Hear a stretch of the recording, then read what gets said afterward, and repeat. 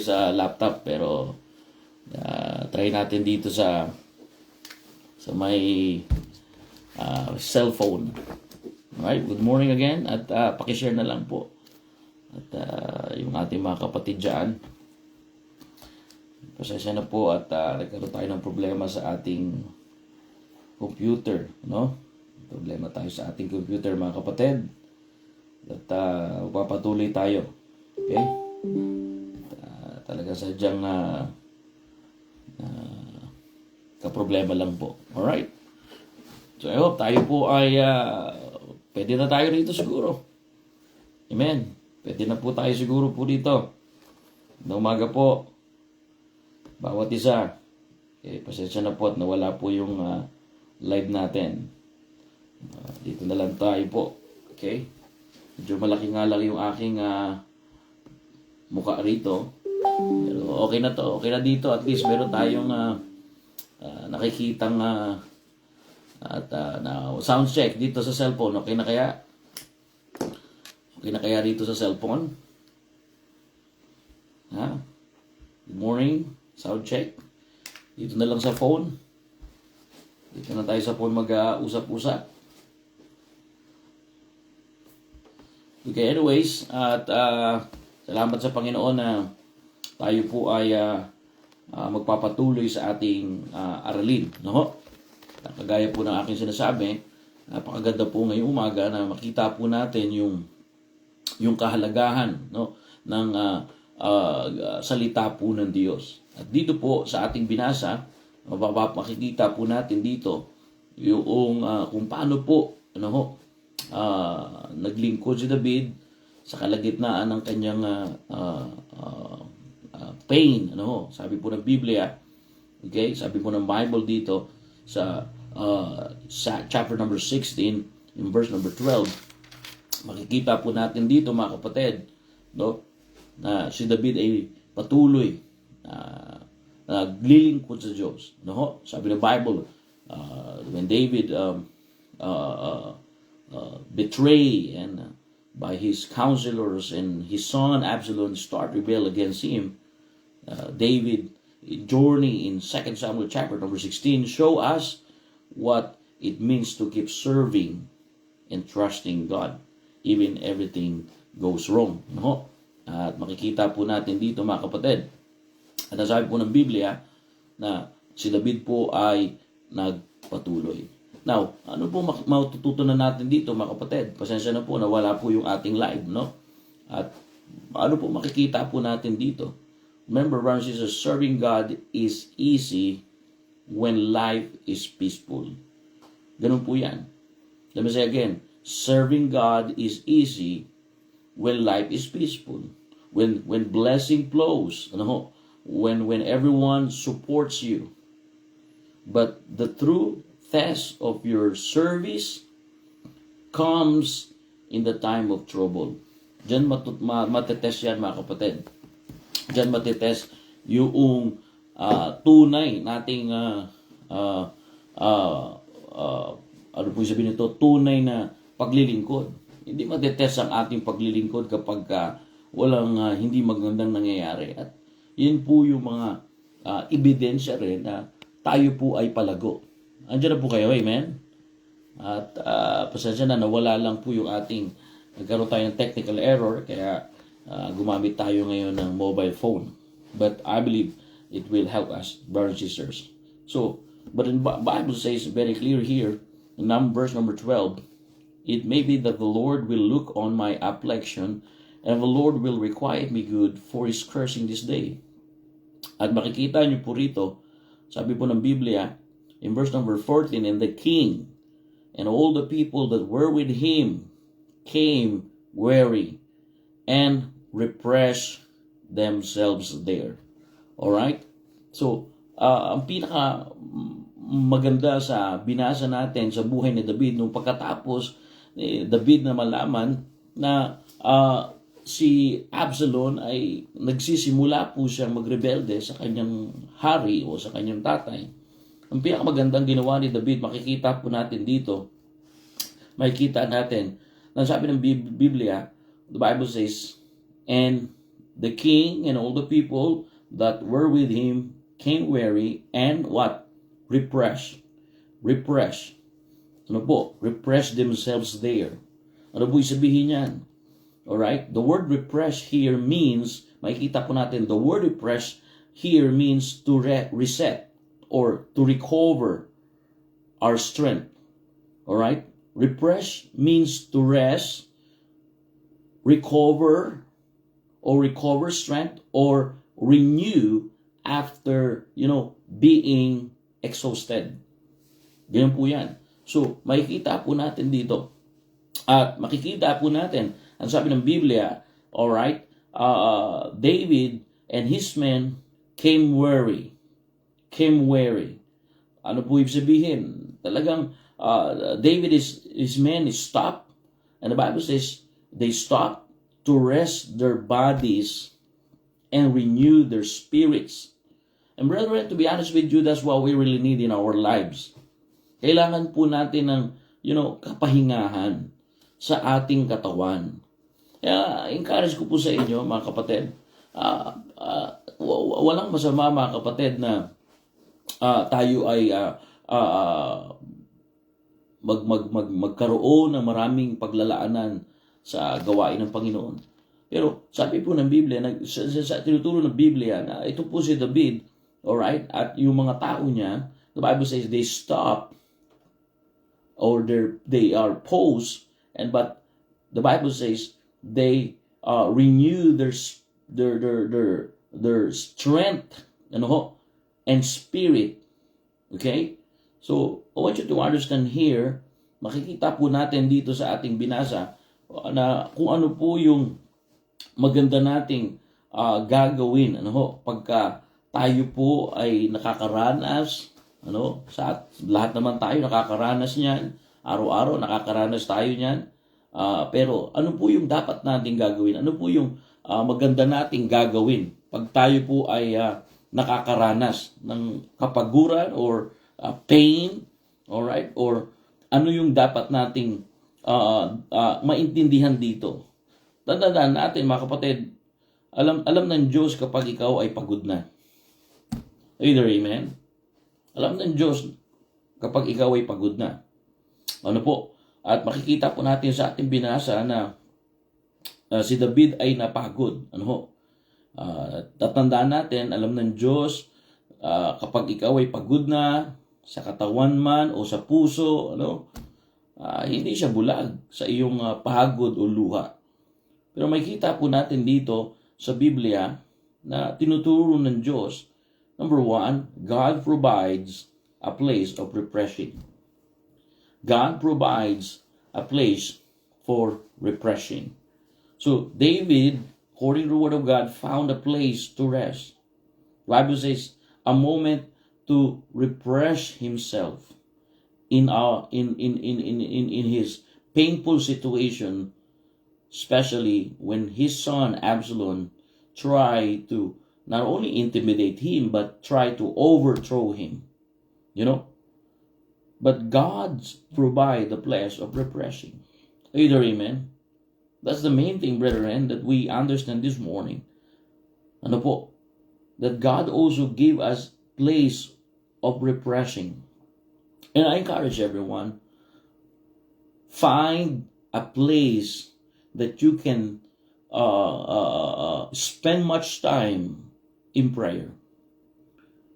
Find in your place, find in your house, find in your proper place that you can talk to God. Dito sa aming lugar, may lugar po ako rito kung paano po ako nakikipag-usap sa Panginoon. Meron po akong special na lugar kung saan ko kinakausap ang Diyos. Kasi doon tayo makakapagpahinga, mga kapatid. Turn off nyo po yung phone ninyo at meron kayong dapat lugar na kakausapin nyo ang Diyos. At dun sa lugar na yon, makikita nyo po kung paano po makakausap ang Diyos, kakausapin ng Diyos, ng merong kapahingahan. alalahanin natin, sinabi ng Panginoon, paano po niya pinoprovide yung lugar na para tayo makapagpahinga. Sabi ng Biblia, remember what Jesus said in Matthew chapter 11:28, "Come unto me, all ye labor and are heavy laden, I will give you rest." So, remember, God provide a place for refreshing. Magpo-provide ang Diyos dyan. Magpo-provide ang Diyos, mga kapatid. Ano? At naniniwala ako na binigyan ng Diyos si David ng lugar ng pagpapahinga. Ano? Kaya nga sa ating buhay, may mga pagkakataon din na binibigyan tayo ng Diyos ng lugar ng pagpapasigla. Amen? Panalangin. Napakalaga po niyan. Ano? Diyan ka mas makakapagpahinga. Ano po yung mga lugar na mas marami kang magagawa na panalangin? Wala na pong iba. Yung simbahan ng Diyos. Di ba? Kahapon, marami tayong panalangin na ginawa. Nag-silent prayer tayo, nag-opening prayer tayo, at nanalangin tayo sa bawat isa, and we come to the altar and pray. God provides a place of refreshing. What is the place of that? Place of worship. Place, the house of God. The church of God. Diyan po natin. Diyan tayo makakapagpahinga. Kaya nga napakaganda, ngayong Monday pa lang, marami na naman tayong kapaguran, pero sa kalagitnaan ng linggo, meron tayong midweek service. Our midweek service is, additional feeding o additional spiritual feeding in your spiritual life. Ano? Kaya meron tayong midweek service. Diyan tayo mas makakapagpahinga.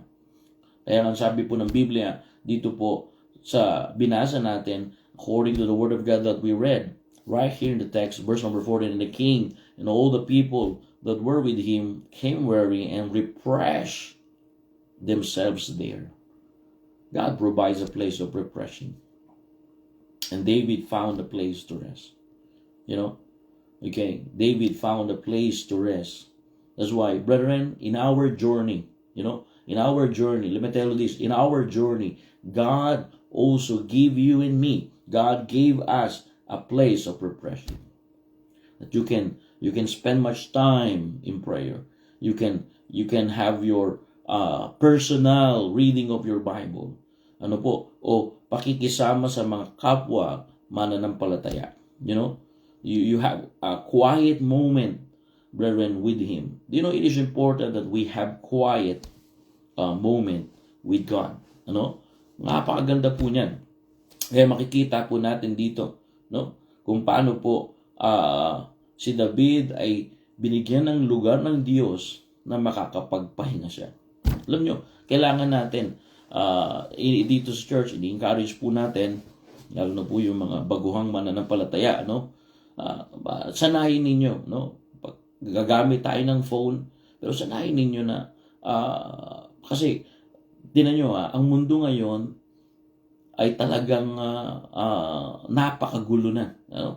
So, kung madalas tayo nakatutok sa cellphone, madalas tayo nakakapakinig na maraming mga balita dyan, lalo na yung sa mga YouTubers na nagsisend ng mga prophecy na babalik na ang Panginoon, maguguho na ang mundo. Mga kapatid, ang pinaka-the best, mga kapatid, hindi naman ikakasama natin yan, pero ang punto ko dyan, masanayin natin magpahinga sa pamamagitan ng pananalangin. Yan lagi pinaalala natin dito ngayong umaga. Are you there, amen? Yan dapat nating maalala, mga kapatid, palagi. Brethren, again, true refreshing does not come from sleep alone.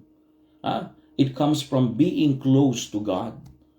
Kaya, ano bang nagagawa ng panalangin sa inyo? Ano bang nagagawa ng panalangin sa akin? Ngayong umagang-maga pa lang, nilalapit ko na ang mga gagawin ko ngayong linggo.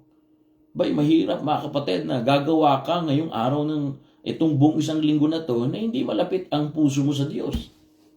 Ewan ko na lang po sa inyo, pero sa ganang akin, mga kapatid, napakaganda na pagka gagawa ka ngayong linggo, lagi mong uunahin kung paano ka magiging malapit sa Diyos. Nariyan po kayo, amen? Hello? Napakaganda po ngayong umaga makita natin, because ang tunay na pagpapasigla, pagre-refresh ay hindi lang mula sa tulog.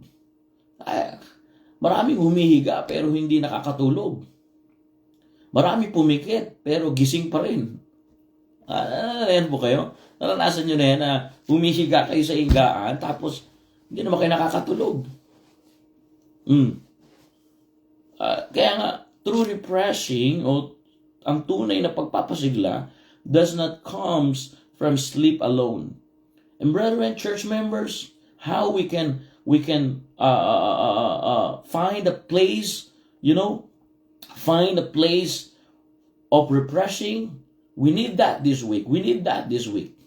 Sometimes we're exhausted, napapagod tayo. Si David ay napapagod. Kabi-kabilaan ng kanyang problema. Kabi-kabilaan yung kanyang mga inaasikaso. Kabila-kabilaan yung tinatanggap niyang sakit. Hindi lang mula sa bayan ng Israel, kundi sa kanyang pinakamamahal na anak niya si Absalom. Sometimes yung mga nanay, mga tatay, naiintindihan ko kayo. Pambira, nung maliliit pa yung ating mga anak, ayaw natin padapuan sa lamok. Tapos, may mga tao na iti-take advantage yung ating anak. May mga tao na sasaktan yung ating anak. Or yung ating anak ang gagawa ng ikakasakit ng loob natin. Mga kapatid, hindi talaga madali yun. Mapapagod ka. Nahihirapan ka. Marami po rito. Nakita ko yan, si Brother Jobs and si Nanay Lolena. Nandito po. Good morning, Nanay Lolena. Nalala ko dati si Brother John Bear. Abay, pagka sumagot si Brother John Bear, ang bihira. Talagang maririnig po sa kanya yung hindi magandang salita at nakakasakit sa damdamin yung nanay. Di ba, Nanay Lolena? Nung panahon na si Brother John Bear sa Patose ay hindi pa nakakilala sa Panginoon at malayo ang loob niya. Pero naalala niyo po, yung panahon na yun, ay si Brother Jobs ay in-encourage kayo. No? Alam niyo mga kapatid, again, ang tunay na pagpapasigla, hindi lamang mula sa tulog, kundi mula sa presensya ng Diyos. Alright? Through refreshing, brethren, does not come from sleep alone, but it comes from being close to God. Ganun po yan. Are you there? Amen? Ganun po yan. Ang pagpapahinga, ang tunay na pagpapahinga, mga kapatid, yung close ka talaga sa Diyos. Nariyan po kayo? Ano po yung, paano tayo nagiging close sa Diyos? Yan na dapat ang alamin natin. Kaya nga, kagaya po ng nangyari kay David, pinurubay ng Diyos siya ng isang lugar na makakapagpahinga siya, makakapagpasigla siya ng kanyang pananampalataya sa Diyos. At yun po ang kailangan natin ngayong umaga.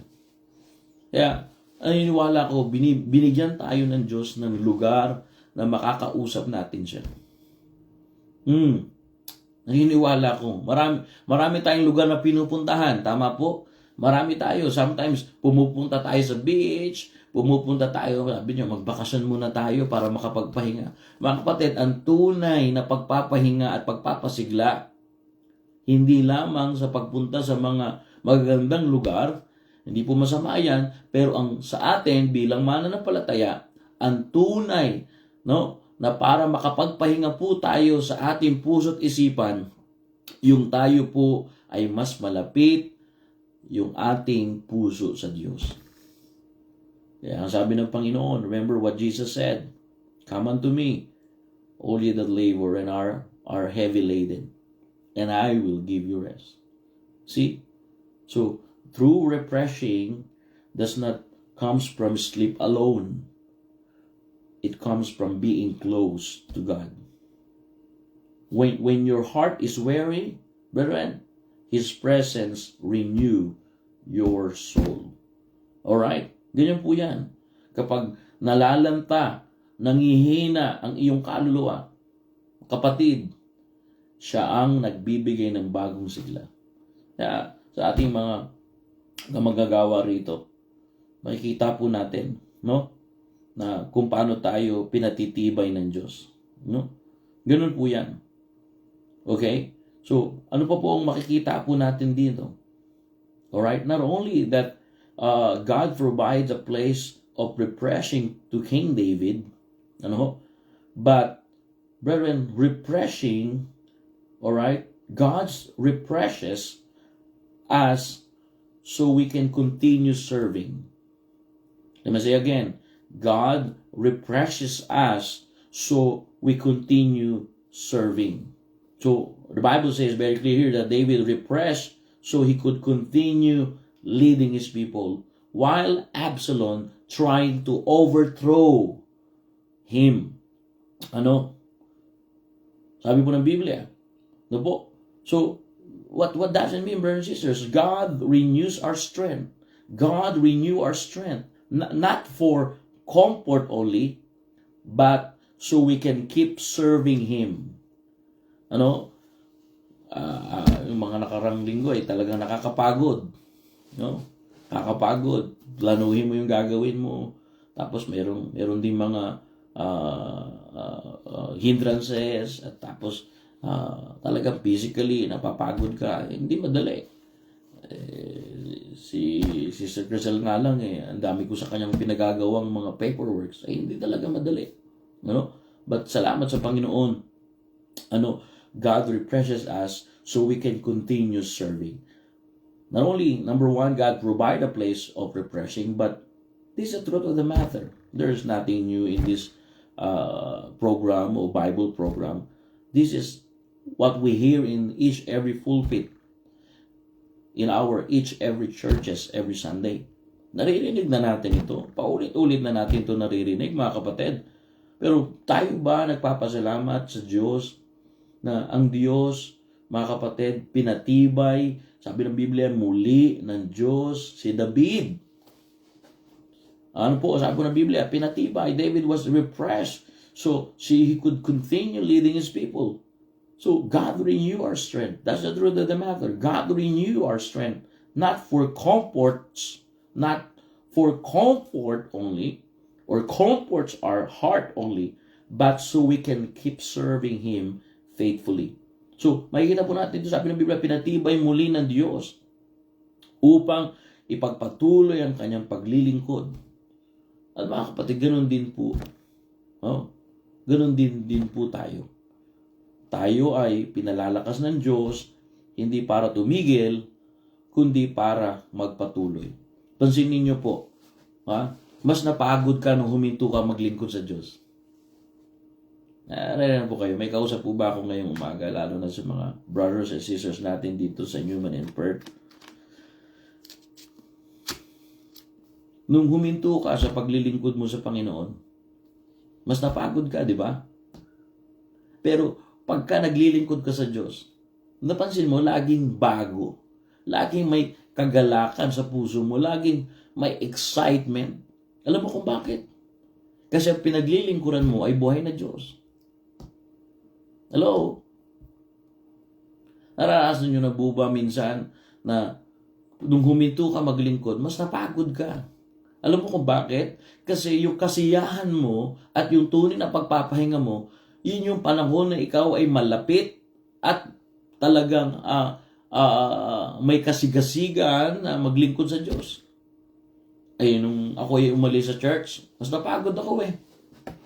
Pero nung umalis ako sa gawain ng Panginoon, nakakapagod. Bakit? Dahil hindi ka niligtas ng Diyos sa buhay na ikaw ay pupunta pa sa buhay na wala sa piling niya. Mga kapatid, tayo niligtas ng Diyos para pasahin siya. At nung tayo ay inalis sa kamunduhan, at nung tayo naman ay bumalik sa kamunduhan, napapapagod ka. Una, wala dun yung kasiyahan mo. Pangalawa, nagigrieve mo yung banal espiritu na nasa katawan mo, na naninirahan sa katawan mo. Di ba? Mas napagod tayo, mga kapatid, no? Nung tayo ay lumayo sa gawain ng Panginoon. Pero pansinin mo, nung ikaw ay nasa gawain ng Panginoon, diba, kahit abutin ka na ng alas 12 sa pagsoul winning at pagbibisitation, ang saya-saya mo pa rin eh. Di po ba? Are you there, amen? Wala tayong kapaguran, di po ba? So makikita po natin dito na pinatibay muli ng Diyos si David. Pinatibay po ng Diyos si David. Ano po? At mapapansin po natin that David was repressed so he could continue leading his people. And God renew our strength, not only to comfort our hearts, but so we can keep serving Him faithfully. There's another supporting verse in Isaiah chapter number 40, verse number 31. The Bible says, "The they that wait upon the Lord shall renew their strength." So mga kapatid, ganun din tayo. Tayo ay pinalakas ng Diyos, hindi para tumigil, kundi para magpatuloy. Ano po? Kaya kapatid, patuloy lang po tayo. Sa Panginoon. Tuloy po tayo. Yung makapagpatuloy ka, magpasalamat tayo. Ang prayer ko lagi, Lord, thank you for seeing my weariness. Thank you for refreshing my heart. Thank you, Lord, for renewing my heart. Thank you, Lord, for helping me to continue serving you with joy in the midst of every trials. Thank you, Lord, to refresh my heart, renew my spirit, and be my rest and my strength. Dapat ganyan tayo, mga kapatid. At makikita po natin dito paano po nakapagpahinga talaga si David. At makikita natin na pinalalakas po siya ng Panginoon. Ganun din po tayo. So, not only God, provides, according to the Word of God, a place of refreshing, and not only that God refresh us so we can continue serving, but I want you to understand this morning, that according to the Word of God, according what the Bible says, may papapansin niyo po rin, sabi ng Biblia po rito, okay, and refresh themselves here. Makikita niyo po dyan, sabi mo ng verse number 14. So, mapapansin niyo po talaga na ganyan po, mapapansin niyo na yung utos po ng Biblia, God not only provide refreshing, God not only renew your strength, but the Bible says, right here, God understands pain and cares for you. Yan po yan. Mapapansin nyo na dito sa sinabi ng Biblia na ang Panginoon, in verse number 14, na siya po talaga ang nagpakita po.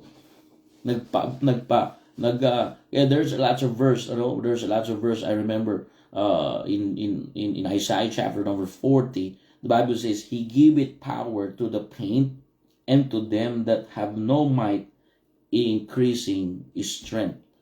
So, maging si David, na hari at lingkod ng Diyos, ay napagod din. So, makikita natin, dito sa ating binasa, okay, sabi po ng Biblia, na ang pagpapahinga ni David ay panandalian. Nariyan po ba yan? Nandito po, sabi ng Bible. Alright? So, ang pagpapahinga ni David ay panandalian dahil kailangan pa niyang magpatuloy. At sabi nga ng Galatians chapter number 6, verse number 9, let us not be weary in well-doing, for in due season we shall reap if we faint not. So, after, brethren, God refresh you, rise again. Amen? Rise again. Because He still has a purpose for your life. Amen? David's refreshment was temporary. The journey was not over. But the Bible says that moment of God provide a place of refreshment, and God refreshed us to continue serving Him, and God renewal gave David strength to continue. God refreshes you not to stop the fight, but according to the Word of God, to prepare you for the next step in His will. So what does it mean? God, brothers and sisters, prepare you for the next step in His will. Mapapansin niyo po rito, sabi ng Biblia. So, mapapansin niyo po na ang sinasabi ng Diyos, tandaan natin, ang Diyos ay nagpapalakas, hindi para tumigil ka, kundi magpatuloy ka. Ano ho? Magpatuloy. At makikita nyo, para i-prepare ka din sa susunod na kalooban niya sa buhay mo. Yan ang sinabi ng Biblia.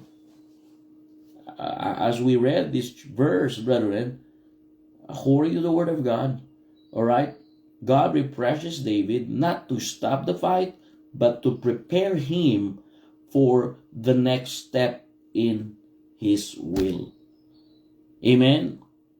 So, binigyan siya ng Diyos ng bagong lakas upang harapin niya ang mga susunod, no, na laban. So, ganun din po tayo, mga kapatid. Ano? Ang kagandahan sa Diyos, hindi kanya i-standby. Ang kagandahan sa Diyos, lagi kanyang iaangat, lagi kanyang ilalagay sa next level ng iyong buhay at palalaguin niya yan, mga kapatid. Palalaguin niya yan. Kaya nga, ang buhay natin, mga kapatid, palago. Ha? Ang buhay natin, pa-advance.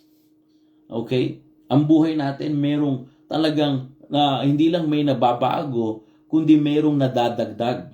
Nariyan na po kayo, amen? Kaya nga, sabi ng Biblia, dapat lumalago tayo sa biyaya ng Diyos at nadadagdagan yung ating karunungan sa Diyos. Bakit? Kasi hindi lang tayo, mga kapatid, palalakasin ng Diyos, pero ipine-prepare niya na tayo. Ano po? Pine-prepare niya tayo. Alright? David refreshed by God not to stop the fight, but to prepare David for the next step in His will. Are you there, amen? Di ba tayo natutuwa, mga kapatid, na may preparasyon ng Diyos sa atin? Ha? After God refresh you, alright, the Bible says He prepare you for the next step in His will because He still has purpose for your life. Are you there, amen?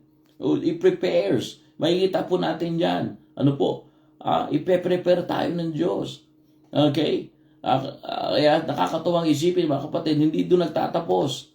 After God refreshed David, he rise again, and the Bible says He prepared him, alright, for the next step in His will. And the same, brethren. Okay? The same. Tama lang po na nagpahinga tayo at binigyan tayo ng kapahingahan ng Diyos. Ano, nagpahinga tayo para makapagpatuloy tayo. At ngayon, nagtutuloy na tayo. Ngayon, ang sabi ng Biblia, ipe-prepare niya naman. No? Ipe-prepare niya. Kaya napakaganda yung ma-overcome mo eh. Okay? And verse 14, showing that it means to be refreshed by God. Alright? Makikita niyo po rito, no? Yung difference, no? Yung pagkakaiba, no? Na ang sabi ng Biblia, pagkatapos makapagpahinga si David, binigyan siya ng Diyos ng bagong kalakasan para makapagpatuloy. At ito na ang sabi ng Biblia, ipine-repair po siya. Okay? Ipine-repair po siya. Alam nyo, napakaganda sa simbahan natin, ipine-prepare po tayo. No? Pine-prepare po tayo. Sabi ko nga po kahapon na yung mga members natin, hindi ka lang laging nakaupo. Dapat, hindi ka lang laging tagapakinig. Dapat natututunan mong gawin yung napakinggan mo. O ilan sa atin ngayon, gusto natin ihanda tayo ng Diyos sa gawain ng Diyos. Pero tagapakinig naman tayo. Hindi naman tayo nakikita ng Diyos na talagang pinamumuhay yung naririnig natin. Di ba? Dumarating sa punto yan, di ba? Tama po ba? Ha? Kaya dito sa ating binasa, maliwanag po. May preparation ng Diyos. Naalala ko noon, si Brother Job, dalawa lang kami niyan. Dalawa lang kami nag-iikot-ikot niyan. Mapa-Newman, mapa-Perth. Sabi ko lang sa kanya, Brad, sige lang, tuloy lang tayo, Brad. May ipine-prepare sa atin ng Diyos. Dabay mamalay-malayan ko. Siya na ngayon naiiwanan ko rito sa Newman. So, yung preparation na almost 3 years sa buhay ng mga kasamahan ko rito, tinan mo, kaya madali ko silang mautusan, madali ko silang mapagkatiwalaan. Pansinin mo, pagka tayo mabilis mapagkatiwalaan ng Diyos, tinan nyo po, Kasi makikita niyo po yung preparation niya sa atin. Oh, ako, bago ako bumaba sa Perth, ipinrepare ng Diyos yung mga pangangailangan namin para ma-ministry ang Perth. Eh, sino magtsatsaga pumunta sa Perth? 12 hours, kalayo-layo. Tapos pagdating mo doon, drive ka pa ng drive. Eh, salamat sa Diyos. Ipinrepare niya lahat. Di ba natin na nakikita yung preparasyon ng Diyos sa buhay mo ngayon? O nasa ka ngayon? Nasa ministry ka ngayon? Bakit? Ipinrepare ng Diyos yung kalagayan mo na ngayon yan. Eh noon, nagsasayang ka ng libo-libong pera sa pananagirilyo mo. Pero ngayon, salamat sa Diyos, no? Nung binago ka ng Diyos, yung mga gastusin mo, nabawasan, yung mga utang mo, nabayaran. Kasi, pinahintulutan mo ang Diyos, sa buhay mo ngayon, ipine-prepare ka na niya. Ibig sabihin pala niya, pagpapalain po ako. Yes, pagpapalain ka ng Diyos. The fact na ipine-prepare ka ng Diyos, pagpapalain ka ng Diyos. Amen. Hello? Pagpapalain ka ng Diyos. Nasa Biblia po ba? Nasa Biblia. David refresh was temporary. The journey was not over. But according to the Word of God, but the moment that God provide a place for refreshing David, the moment that God refreshed David to continue to serve Him, according to the Word of God, after God renewal of strength, brethren, to David, God refreshed David not to stop the fight, but to prepare for the next step in his life. Why? Because, brethren, after God refreshed David, after David find the rest, the Bible says, He prepared him for the next step because he still has a purpose for your life. Brethren, the same this morning. Kaya, sa totoo lang, tayo po ngayon sa totoo lang, pagka nanghina, ang bilis natin mag-isip na huminto. Nangyayari po sa inyo yan? Nangyayari sa inyo yan. Nangyayari sa inyo yan. Kay David nga, nangyayari. Even David, according to the Word of God, sabi po ng Biblia, even David, the man after God's own heart, became weary. So, I understand what the Bible says this morning. That, no matter how strong or faithful you are, wherein life will bring season of tiredness. Tiredness physically, emotionally, or spiritually. But being weary does not mean you are weak. Either amen? It means you are human and you need God's strength. Nariyan po kayo, mga kapatid. Ulitin ko, being worried or being tired does not mean you are weak. Alright? It means you are human being and you need God's being. Let me say again.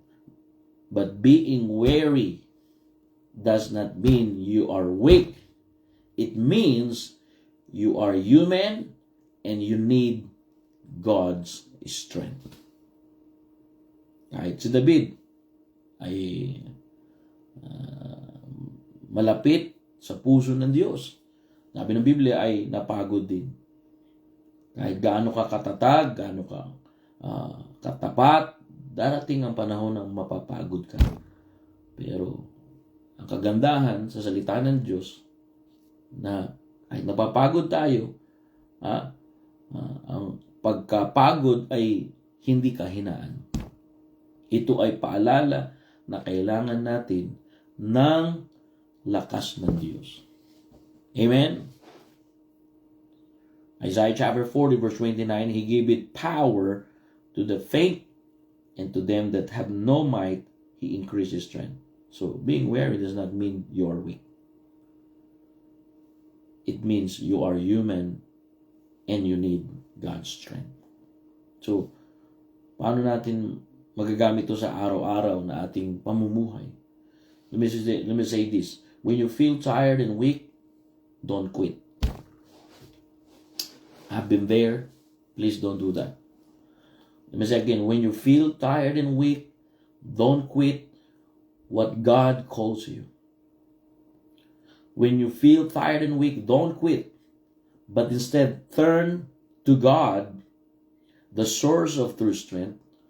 And like what we said, 3 observations in this verse, God provide a place for rest. And God repressed you for one reason, so that you can continue serving Him. And not only that, when you find rest, when God gave you rest, God will prepare you to the next step in His will. Being weary does not mean you're weak. It means you are human. Even David, the man after God's own heart, became weary. No matter how David is so strong, no matter how David is so, faithful, life will bring season of tiredness, physically, emotionally, or spiritually. But the good news, according to the Word of God, being weary does not mean you're weak. It means you are human and you need God's strength.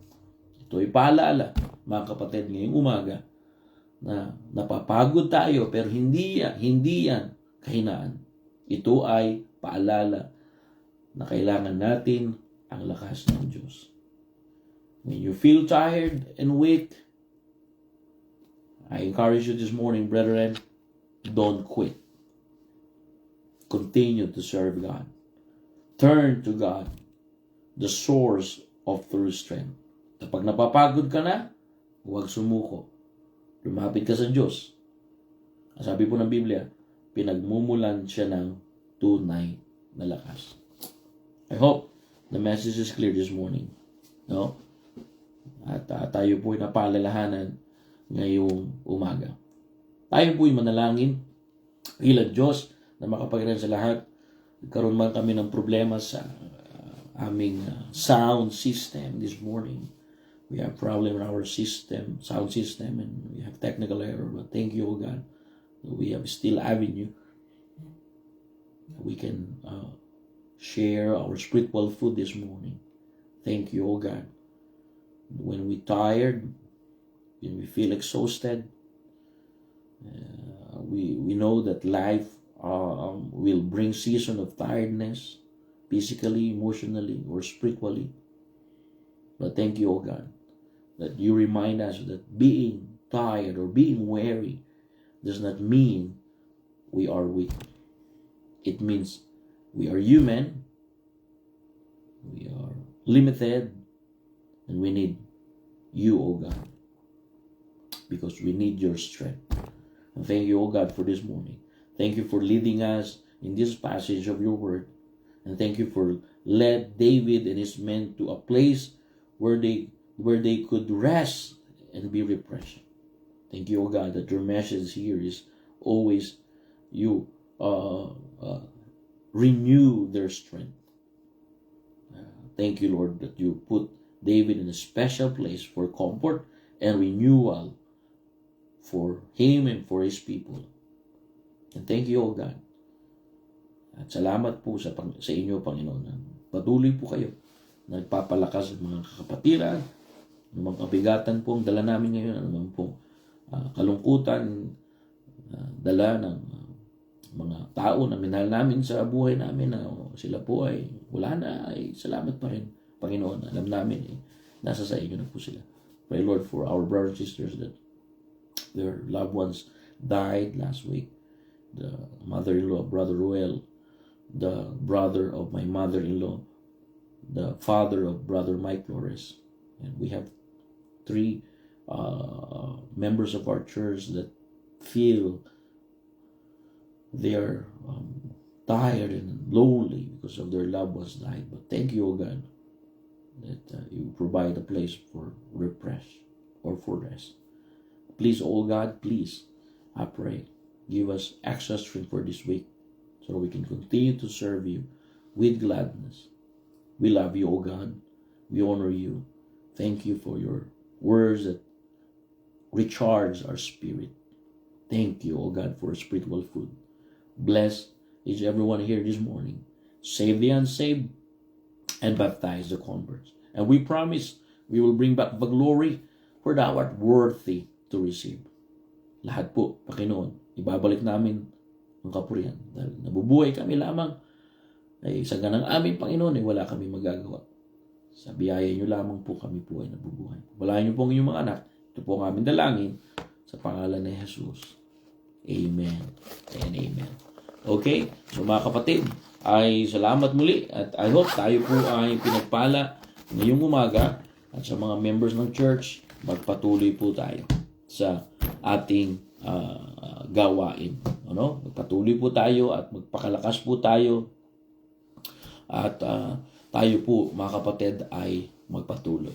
Salamat muli at hindi ko na kayo mababate. Good morning sa mga nandyan.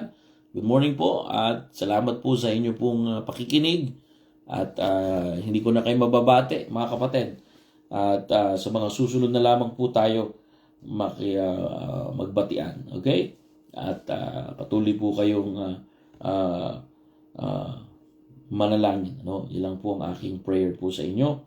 At ang prayer ko po ay patuloy po tayong pagpalain ng Diyos. Okay? Salamat muli at magandang umaga. At all the glory belongs to God. And continue to pray for one another. And see you tomorrow. Hopefully we have a good sound in my computer. And please pray for successful of our service. You know. Thank you. God bless you more. Good morning again. All the glory belongs to God po. Salamat po.